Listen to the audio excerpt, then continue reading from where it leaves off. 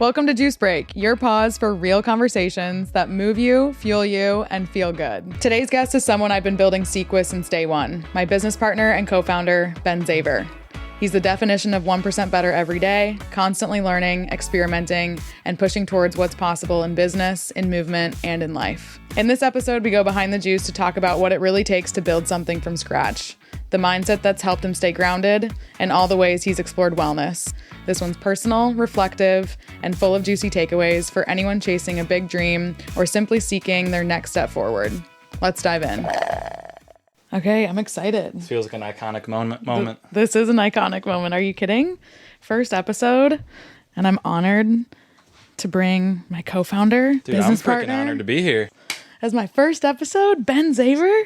Thanks for coming. Of course. Thanks for having me. It's an honor to be the first guest. Yeah, no, this is fun to see this come to life. Yeah, so when I was doing research on you, it was just fun to just kind of take a journey back into your life and where everything started. And yeah, like when you look back, you know, former soccer player turned mechanical engineer turned entrepreneur.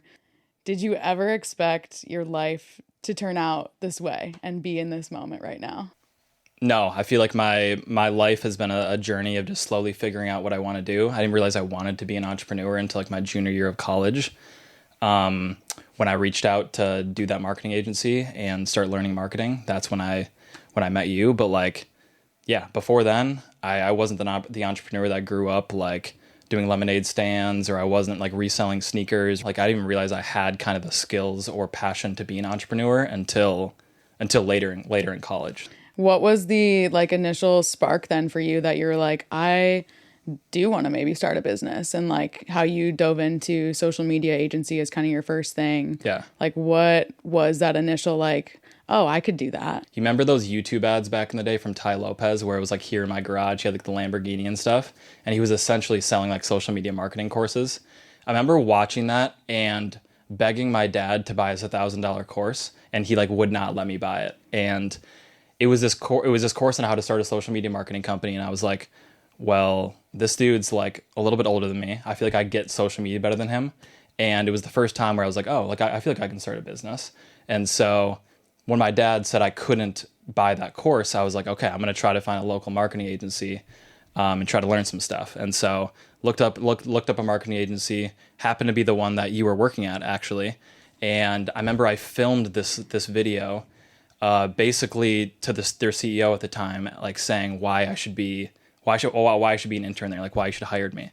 I filmed the video, posted on LinkedIn, and like tagged the CEO, and basically the next day he hired me. So that's where I met Hannah. Hannah was pretty kind of like in a way my boss at that marketing agency, and that's where I kind of got started in marketing and kind of got my spark for wanting to start a business. I never started a social media marketing business, but I feel like I took some of those skills like content, making websites, writing captions, like all that kind of stuff. And then we can get into some of the stuff I tried to start before SEEQ, but that was like my first, I feel like, step into something outside of engineering. Yeah. No, I love your journey because it just shows your willingness to take something that you maybe don't know and figure it out, which goes into like one of our core values that we've really cemented in SEEQ, which is there's always a way, and being 1% better and always challenging yourself to learn more. And I feel like you just are a great example of, having this goal and being curious to it and figuring out a way to do it, whether that's social media agency, whether that's content, whether that's building a site, whether that's, you know, in those early days of building SEEQ, like projections and operations and talking to our manufacturer and like all of those little things that I think you would probably agree that that's just a trait that like entrepreneurs have to have. For is sure. being open to not knowing all the answers, but like kind of walking the walk before you can talk the talk. 100%. One other thing I would say is just like, I think a thing we've done really well in the business as well is just doing stuff different. Like I don't think I would have got that marketing internship if I would have just applied online, or if I would have like DM'd him and been like, hey, give me a job. I like literally posted a video and posted it on LinkedIn for everyone to see and tagged him. I think that's the only reason I got that. And I think we've done that in ways throughout SEEQ that like, I think that's one of the reasons why we're successful is we just do stuff different. We do stuff that hasn't been done before. We do innovative things. Like that's a really important trait to have, I would say as well. For sure. For sure. No, I love that you said that. I'm curious now that we're talking about SEEQ a little bit more.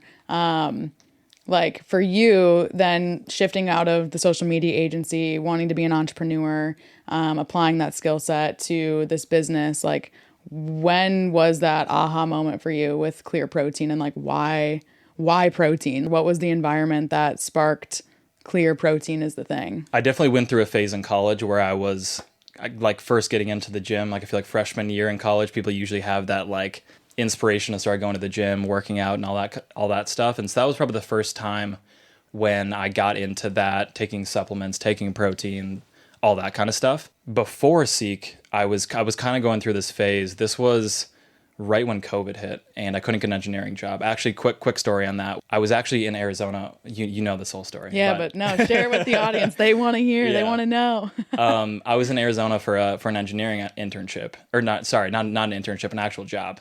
It was a 3-day hiring process, and I was basically on day 2, and they were about to hire me, and then they were like, "Hey, there's this thing called COVID. We don't know like what it is, but like we're gonna pause hiring." And so basically, I couldn't get an engineering job.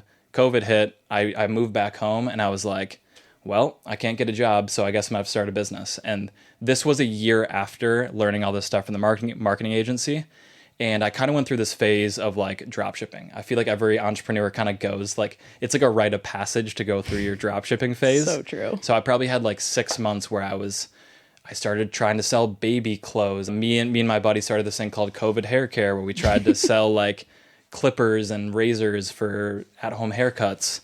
And after like 6 months, I was like, dude, like I got to the point where I would, create the website, like get everything ready to go, get the product, get all the product shots, all that stuff.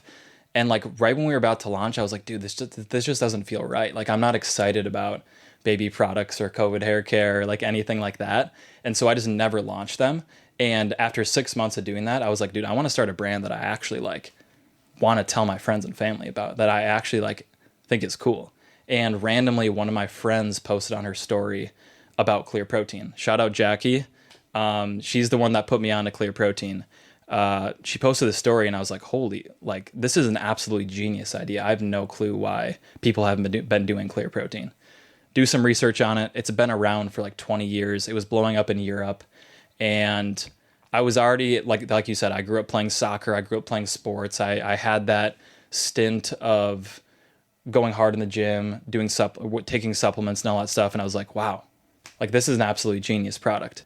I get samples for the first time, and that's when I brought the samples to the marketing agency where you were working at. And how this was a long time ago, so like this is how I remember it, was I brought these samples in, and for the most part, like you were the only one that was interested. Like I feel like you came up, you were super interested, you were like, I worked at a nutrition store, and you were super excited about it. And then you asked me to work on it with me, and I was like, yeah, sure, I don't see why not. And so that's when then we started working on it. So yeah.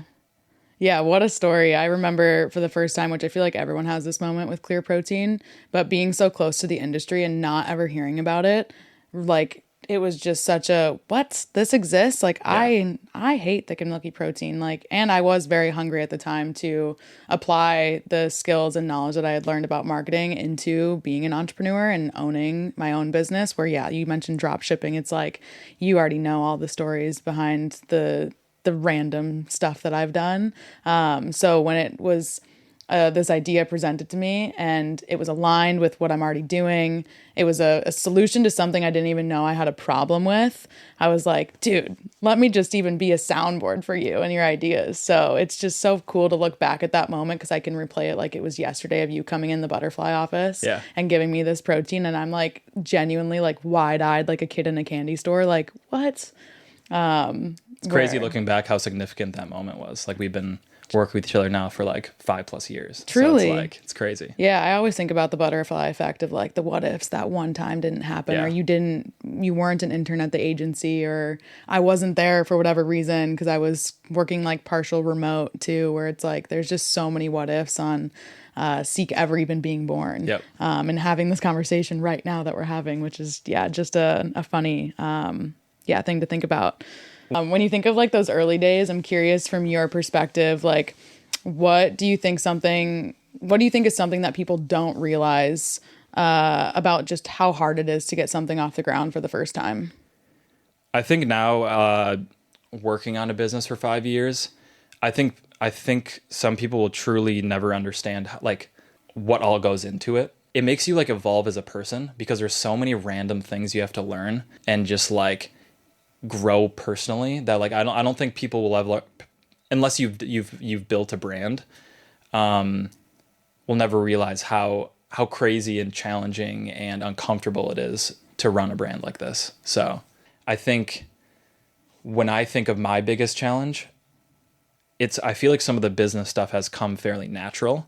It's, for me, the challenge has more been growing personally and kind of like that mental battle. Like to be able to grow as a leader in a growing business is really, really hard, especially when it's your first business. So I feel like even with yourself, I feel like some of the business and marketing came fairly natural. We've learned a lot of things along the way, but like the personal growth that you have to go through to like be a leader in like an innovative emerging company is like no joke. Yeah. Like that's been the biggest challenge for me, at least by far. Yeah. How are you like teaching yourself things or growing personally to help, grow, like you said, personally and develop those personal skills? Is there anything that you're doing that has helped you grow with the business? Definitely. It was like during SEEQ was the first time I've done therapy. I kind of like have like a therapist slash like a business coach that like has turned more into helping me with personal stuff versus business stuff. So that's definitely helped, like just talking through all these problems. And then one other thing I've been doing is me and my buddy Timmy, we call it truth work. And it's basically it's basically just, if I had to describe it, it's like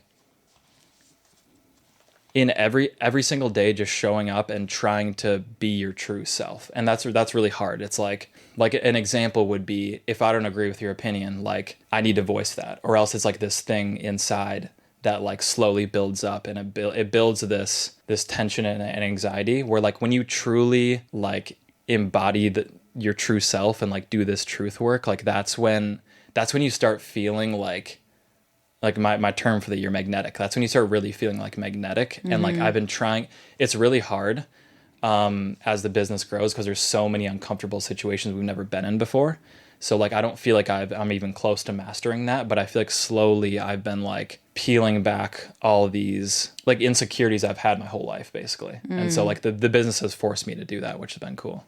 I love that. Yeah. That's a really vulnerable share. I'm curious, just being in that fast-paced environment that we are in, and not only having this tension, like you said, of growing the business, but also growing personally.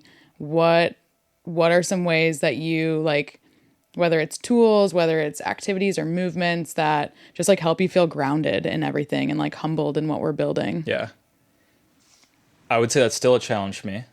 The few things I do is just doing small activities outside of work that fill my cup up. For me, those are things like there's simple things like going on a walk in the morning, like going on a walk to grab coffee, or I'm a big matcha guy now, so I've been on that matcha recently. Oh yeah. Or like after work, I just moved to San Diego, so like my new thing is I just go and jump in the ocean for like 5 minutes, and like that's my reset. So I would say just like little things, and then doing activities that like just fill my cup up. So like basketball, and try to do that and like intentionally make time to do that even on weekdays. Yeah. It's really hard sometimes, but like I try my best to do that. And one thing I've been trying to figure out for myself is like, you know how like a professional sports player, like they have, and let's think LeBron James, they have this regiment that they spend so much money and time preparing for their games. I've been trying to build this regiment for myself to show up as an entrepreneur. Like, how can I prepare mentally? How can I prepare physically to like basically prepare for my game day, which is like my work day? So I've been like trying to optimize my morning routines. I've been trying to like I don't know, just figure out what that is for myself. It's not perfect by any means, but I feel like I'm slowly trying to build that for myself and think about it like, if I'm a professional entrepreneur, like how would I prepare for the day. Do you think that sports ultimately, like growing up in that environment, has helped you as an entrepreneur? And outside of like even how you just gave that example of LeBron James and like what is his regimen as an athlete and how can I relate that and reflect that as my like professional entrepreneurship type of mindset? Yeah. Like, do you think that was crucial for you growing up in an environment playing sports as a kid to now being an entrepreneur? I haven't really, this is the first time I thought about this question, but the first thing that came to my mind was I think the one thing sports helped me with was being a leader, like being the captain of a soccer team. And I think specifically for me, I think I'm a good glue guy. I think that's one of my skill sets is being a glue guy. And I think I've always been the leader that, especially in soccer, was the glue guy. I was always getting along with all my teammates. When two teammates were fighting, I would help them. Like when the coach was like frustrated with a player, like I would talk with them. Like I feel like being a glue guy has been a big part of my role at SEEQ, and I love playing that role, and I think I learned that from sports. And then one other thing I'll add, one thing I feel like I've learned from engineering was problem solving. And I feel like you get these problems in engineering that's like, oh, like what's the like freaking trajectory of this paper going through the air and then it gets hit by a project, I don't even know, whatever. Yeah. These crazy questions that like I think it helped once you work through it, realize that like anything's possible. Like I feel like one thing that I really admire about you too is like we both have this mindset of like anything's possible. And I feel like engineering showed me that like, dude, these problems are like literally insane when you first hear them, but like it's possible if you just work through it and you think through it and you think about doing it differently. So Totally. Glue guy, problem solving. Another just like fun story that I really want the audience to hear is about your concept of a Misogi. And like I said, I feel like you're the definition of 1% better. When I think of our core values, that one sticks out the most to me when I think of you. What is a Misogi? And tell us about your experience in your first Misogi that you challenged yourself to last year. Right. So I didn't come up with the concept of a Misogi. This was from Jesse Itzler. It was the first time I heard about it. But essentially, the concept of a Misogi is a challenge you do once per year that defines your year. And it's supposed to be so hard that it like shows you what's possible for yourself. It pushes your boundary on what you thought was possible. And so you're supposed to set something. Sometimes it's physical. It can be mental too. Usually you start physical. But it's supposed to be so hard that there's a 50% chance you don't think you can finish it. And so I wanted to run my first marathon, and I was like, okay, like what's a marathon time that like there's a 50% chance I'm like I just can't finish it. And I was like 4 hours 30 minutes. That's a pretty solid time for the first time running it. And so that was my Misogi, run a marathon in 4 hours 30 minutes.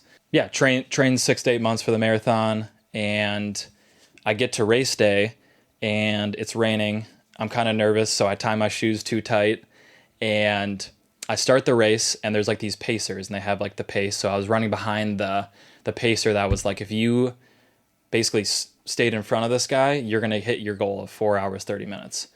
10 miles in, I look down at my Strava, and I'm just going like way too fast. Like to the point where like, I think I was running like 8-minute miles, which was like faster than like I hadn't even run 1 mile that fast in any of the training I've done. So I was like, oh shit. Like, I don't know what happened still to this day, honestly.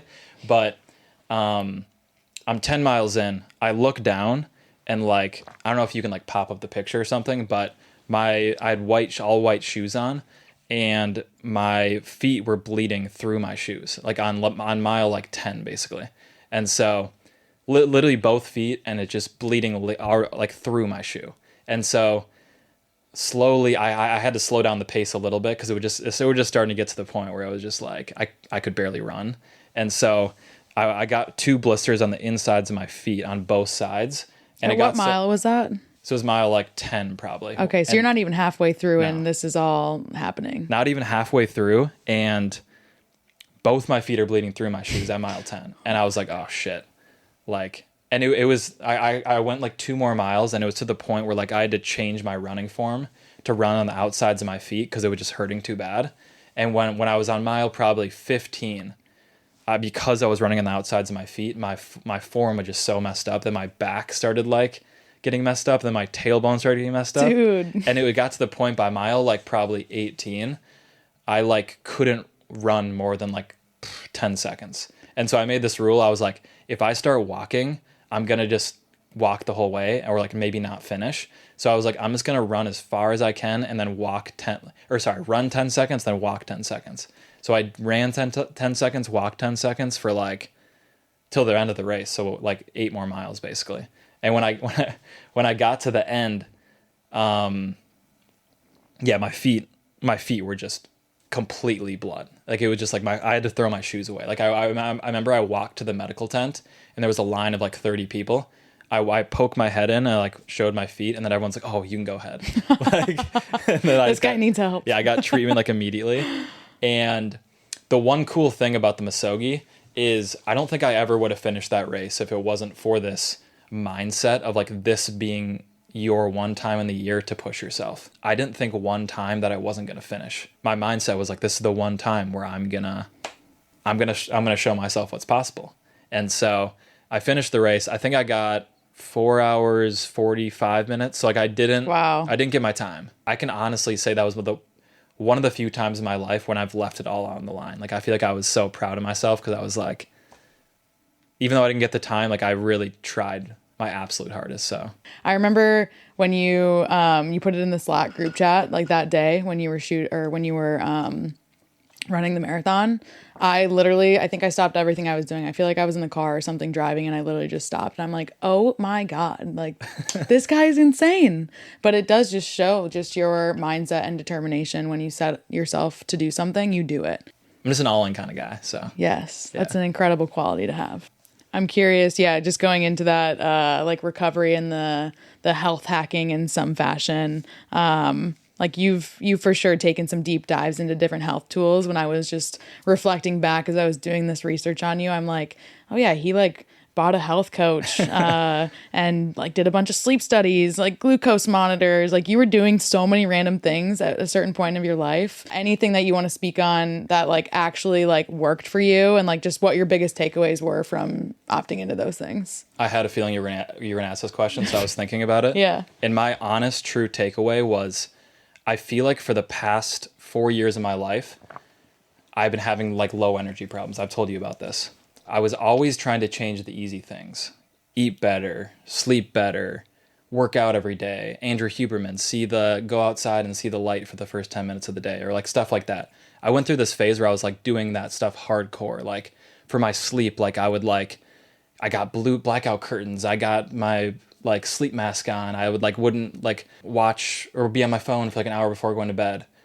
And I think I did that for like 3 years, super intense. And the thing that I realized was, yes, I wasn't Andrew Huberman level doing all these crazy things to like optimize 100%, but I was already like eating fairly healthy. I was active. I was working out. I was going to bed at decent times. I was like 85% of the way there. And what I realized after optimizing all those areas of my life is that it did nothing for me. Like I was already like almost there. And like, so I was like, okay, well, like, what is it then? Like, why am I feeling this way? And it goes back to that truth work stuff. I feel like the stress and anxiety in my life was the reason. So to answer your question, I was spending the last 3 years kind of wasting my time on trying to optimize all these little things, when I knew deep down the real issue was like fixing these mental battles, like, I don't know, dealing with imposter syndrome and just like whatever was bringing me anxiety at the time. That's what was draining my energy. And so now I've shifted my focus to like, I'm still eating healthy. I'm still going to the gym. I'm still working out. I'm still doing those things, but I'm giving myself a little bit of grace to not be like, I need to go 100% in all of these. Like focus on dealing with the stress and anxiety in my life, and that should help everything. And I've already felt that helping. Mm-hmm. And 3 years ago, I knew deep down that was an issue, but I tried all the easy solves for myself. They're not easy, but like for myself at the time, I had already been working out for 8 years of my life, or 10 years, where like it kind of came naturally to me where I would just work out every day.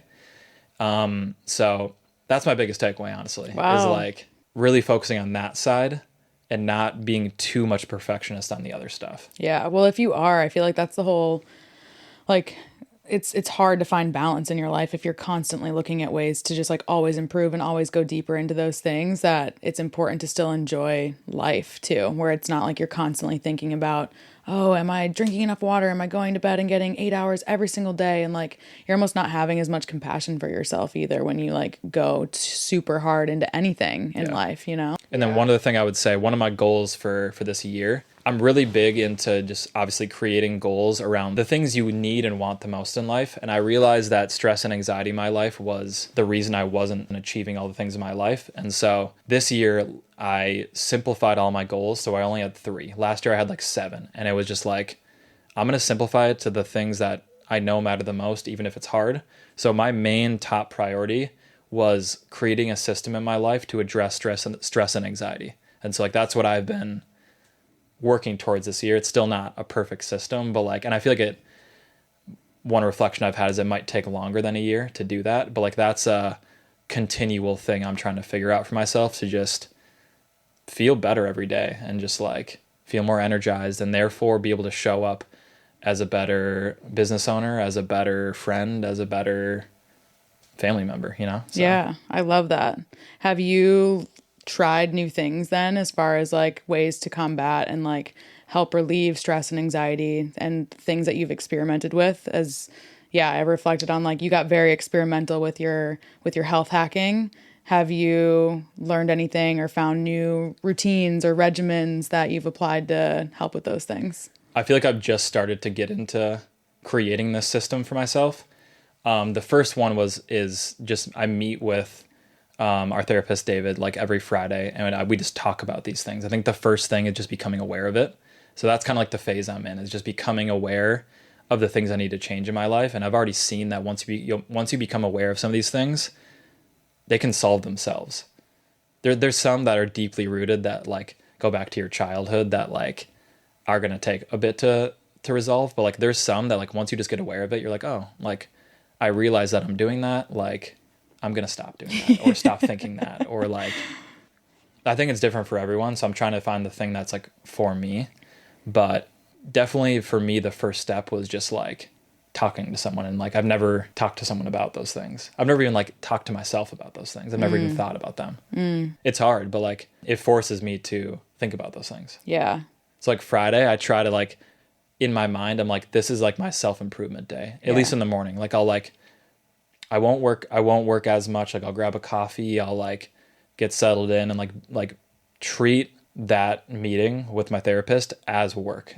If I feel better, I'm going to show up as a better person for the business and everything in my life. So that's how I've been approaching it. Totally. No, I love that. And I feel like, again, just going back into my reflection of like you being open to like trying new things and experimenting, like we went to yin yoga together, and then you mentioned how you started doing some like yin yoga on your own with like YouTube videos, or like our friend Timmy just got back from India and you did his crazy morning routine. And I'm sure there was takeaways from that with like journaling and meditating and just like in that reflective mindset, where I see kind of all of those tools as stress relievers or breath work or hot, cold, like contrast therapy, like just those different things that can just help, that are in relation to like stress and anxiety, you know? Yeah.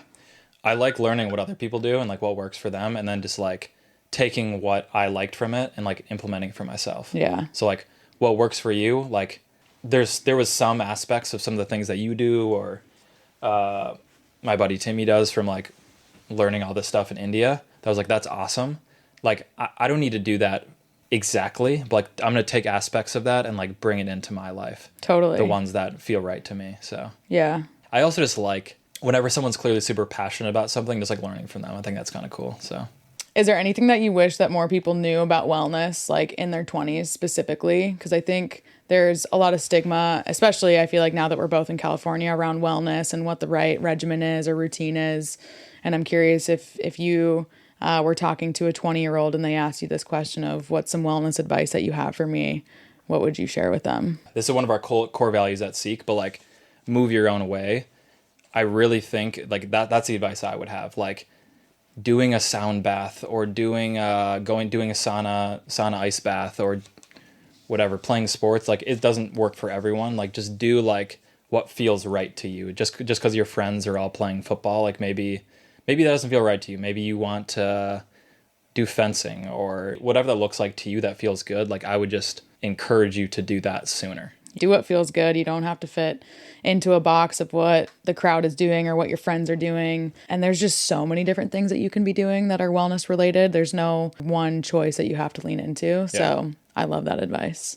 And not even just physically, mentally, like we were talking about before. Like, do you like breath work? Or for me, I like going on a walk in the morning. Like that's like my meditation. For me also, I take like a 21-minute nap most days.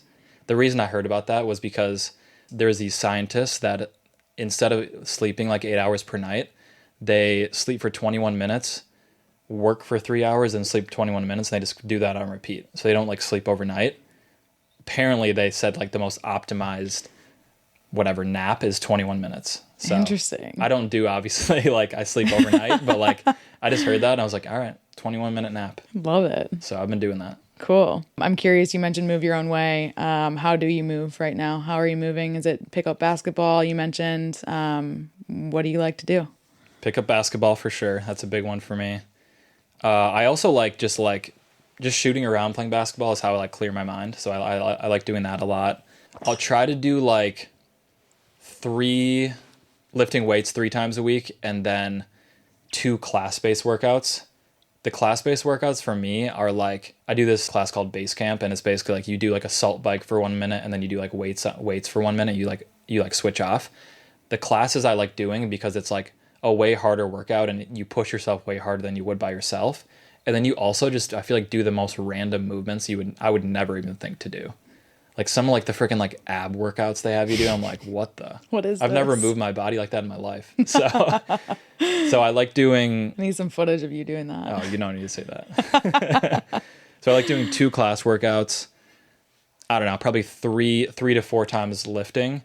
And then the extra days I just like do whatever, like go play pickup basketball, or I definitely go on long walks every day. Pickleball sometimes. Yeah, you're always moving. Yeah. Catch this guy in a meeting, he's always outside catching the sun. If he's not having to be on his computer sharing his screen, he's always moving. We got to normalize walking during meetings. Yes. Like that's got to be a thing. Yes, Maybe walk and talks. I was talking to Josh about that yesterday. Big fan. Yeah, he's a big fan of walk and talks. Everyone needs to be walking and talking more. Anything that you're seeking right now in your life, whether it comes to, movement in business, just in life in general. What am I seeking? One thing I'm definitely seeking, I feel like, is more mental clarity. I feel like we talked about before, just like everything going on and all the uncomfortable situations you get in as you're growing a company. Like that's just one thing I feel like that's why I go on the morning walks. That's why I do these activities and all that. Just to, try to have more mental clarity and therefore show up as my best self every day. So that's probably my answer, honestly. Okay, that leads me to our reoccurring segment. First time doing this, it's going to be fun. It's called Juice Pick. It's basically going to be a quick rapid fire, this or that, and just don't think twice about it. All right. First juice pick. Ready? I am ready. Ice bath or sauna? Sauna. Solo workout or group workout? Solo. Strawberry lemonade or mango pineapple? Strawberry lemonade, it's not even close. Content creation or flavor creation? I didn't even hear the last flavor you said, by the way. I just heard strawberry lemonade and I said it. Sorry. Anyways, what? It's okay. Content creation or flavor creation? Content creation. Ooh, we're talking to the head of R&D also, folks. So sunrise or sunset? Sunset. 1 extra hour of sleep or 1 big creative idea? 1 extra hour of sleep. I don't know. I panicked. Basketball or running? Basketball. Yeah, it's not even close. Lastly, what's your juice drop? What do you want to leave people with? Whether that's your personal mantra right now, whether that's advice, a reminder, what you're excited about. I'm just going to go with the first thing that came to my mind. This is I was thinking about this on the way here. I was listening to a My First Million podcast with Tim Ferriss, and he was talking about doing things that, where's my phone? I need to actually pull up this quote really quick. Yeah, leave us with a quote. Okay. This is one thing I've been thinking about with my content series, and it's a quote from Tim Ferriss, and he basically said, like, how do you win even if you lose? And I've been thinking about how to do some of these things within SEEQ. One example is this business bucket list idea.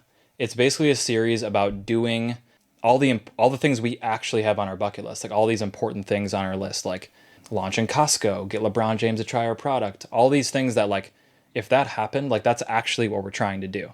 And so how do you make that where even if you lose, you win? Because even if this series helps us get a 1% better chance of achieving any of our bucket list items, let's say it gives us a 1% better chance of getting into Costco because a Costco buyer saw this content. It's like, that's a win. So, like, I don't know why that stuck with me, but, like, how do you win even if you lose is, like, a mindset and, like, thing I've been trying to implement when you're picking projects to do. So I love that. That's what I'll leave you with. That's a really good quote, and I think it's a great example in what you shared that with, because at the end of the day, you don't know what the outcome is going to be of anything. Where it's like these conversations. This podcast could lead to, one person that's watching it. So I really like that, and appreciate you for being here. Dude. First episode, Ben Zaver, legend. Yes, sir. Thank you. And that wraps Juice Break. Peace out.